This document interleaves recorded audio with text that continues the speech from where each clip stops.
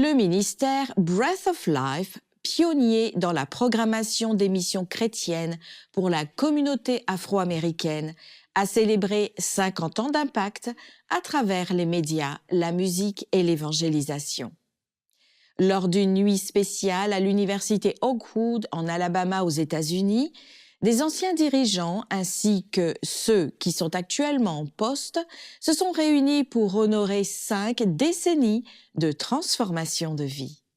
La nuit de gala Breath of Life était une célébration de gratitude envers Dieu pour 50 ans de ministère.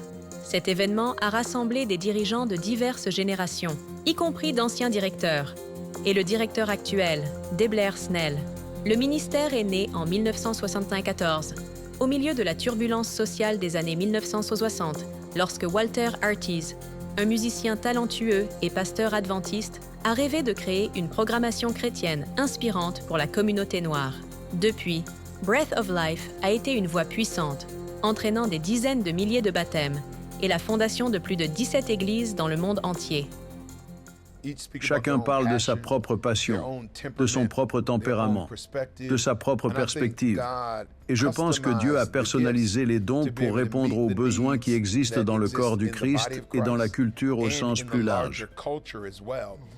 La nuit de gala a été marquée par des performances musicales qui ont rappelé l'histoire du quartet Breath of Life et a été enrichie par la participation de Take Six, gagnant de 10 Grammy Awards. Les membres du groupe ont commencé à l'université en chantant des chansons de Breath of Life. Il nous a donné une voix, une identité, un sentiment de fierté. Et nous ne faisons que nous inscrire dans cet héritage. L'ancien directeur Carlton Bird a délivré un message inspirant, rappelant à tous que l'évangélisation est au cœur de Breath of Life. Le pasteur Alexander Bryant, président de la division nord-américaine et vice-président de la Conférence générale des Adventistes du 7e jour, a annoncé un don de 50 000 $ pour soutenir l'avenir du ministère. Nous voulons poursuivre cet héritage d'évangélisation. En 2025, nous nous joindrons à toutes les églises d'Amérique du Nord dans l'initiative Pentecôte 2025.